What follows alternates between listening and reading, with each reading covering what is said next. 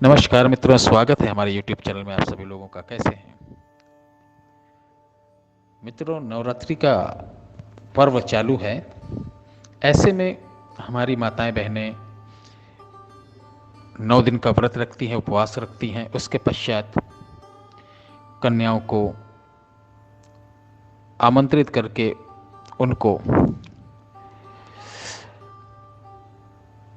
खाना, यानी उसे बोलते हैं भोग जी आना हमारे यहाँ, यानी कन्याओं को भोग दिया जाता है, खाना दिया जाता है, दक्षिणा दिया जाता है।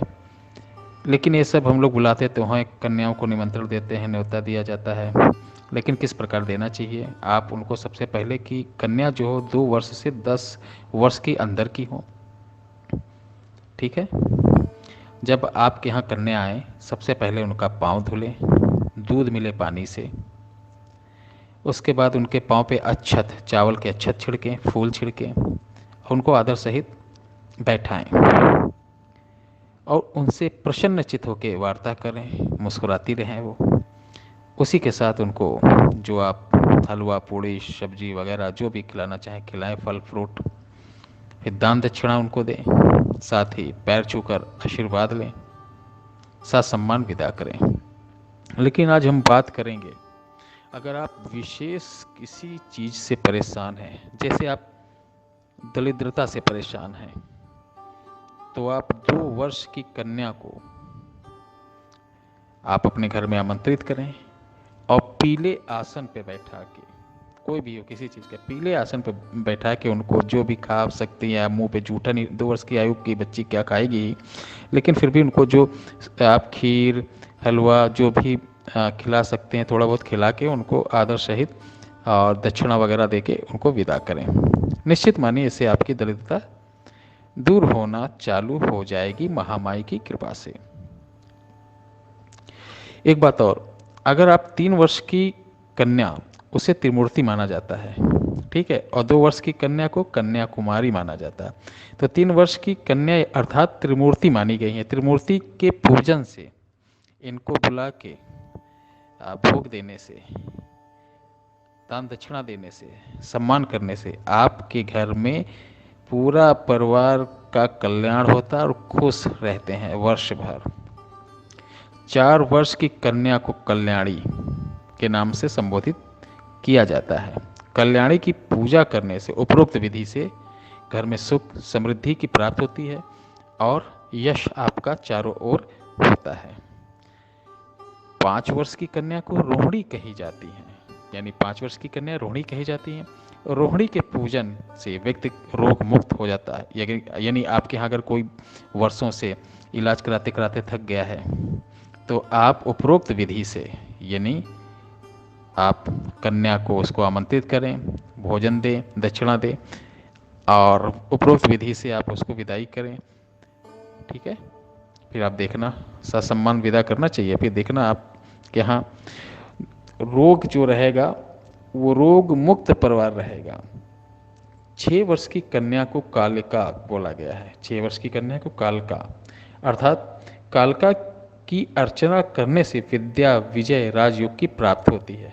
जिनके बच्चे नहीं पढ़ रहे हों, मुकदमे में लगातार भय बना हुआ है, दरिद्रता घेरी हुई है, तो 6 वर्ष की कन्या को जरूर नवरात्रि में आमंत्रित करके खिलाना चाहिए उपरोक्त विधि से।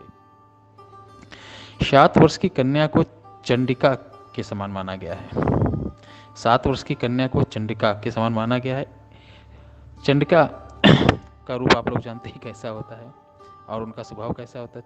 अगर 7 वर्ष की कन्या को आप घर में बुला के उनको आदर सहित, हाँ, जो बन सके आपको खिलाइए पिलाइए, उनका आदर सम्मान करिए, सम्मान सहित विदा करिए, तो आपके घर में ऐश्वर्य और धन संपदा की वृद्धि होती है। 8 वर्ष की कन्या को संभवी माना जाता है। इनकी पूजा करने से आपके घर में एक तो धन और आयु की वृद्धि होगी, बाल गोपाल की वृद्धि होगी, साथ में वाद विवाद अर्थात मुकदमेबाजी में सफलता 100% मिलेगी। 9 वर्ष की जो कन्या है उनको आप उपरोक्त विधि से घर पे लाते हैं, भोग लगाते हैं, तो धन्य धान से समस्त आपके कार्यों को, समस्त पीड़ा को हरने वाली होती हैं। क्योंकि 9 वर्ष की कन्या को दुर्गा कहा गया है और दुर्गा जी का रूप, रंग, दया, भावना आप समझते ही हैं कितना कल्याण होगा। और 10 वर्ष की कन्या को सुभद्रा मानी जाती है। 10 वर्ष की कन्या सुभद्रा मानी जाती है। जिनके यहाँ वर्षों से पुत्र या पुत्री का योग नहीं बना हो, परेशान हो, ठीक है, मकान ना बनना हो, आप इस कामना से उपरोक्त विधि से 10 वर्ष की कन्या को घर पर बुला के आमंत्रित करें, भोजन दें और फल फ्रूट दें, पैर उनका छुएं, आशीर्वाद लें, सा सम्मान विदा करें। आप देखिए आपके घर में कितनी तरक्की होगी। ये मैंने इसलिए बोला कि आप अपनी सुविधा अनुसार अपनी मनोकामना पूर्ण कर सकें।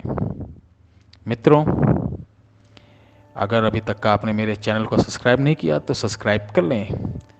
आपको अच्छी अच्छी पोस्ट, अच्छे अच्छे उपाय जो कि हजारों लाखों रुपए खर्चा करने पर नहीं मिलते हैं, वो हम आपके लिए अनमोल खजाने आप तक पहुंचाने का मैंने बीड़ा उठाया है, जो कि दूर दूर से अनुभव पे, कसौटी पे खरे उतरे टोने टोटके आपके सम्मुख रखता हूँ। हमारे यहाँ सभी कार्य निःशुल्क किए जाते हैं, किसी प्रकार का कोई अनुदान नहीं लिया जाता है। तंत्र मंत्र के नाम पर किसी को 1 रुपए ना दें, ये आपसे अनुग्रह है। तो जय माता की, भगवान आपका कल्याण करें। दीजिए रुद्रेंद्र शरण मिश्रा को अयोध्या से ज़्यादा। फिर मिलेंगे एक नए वीडियो के साथ। जय श्री राम।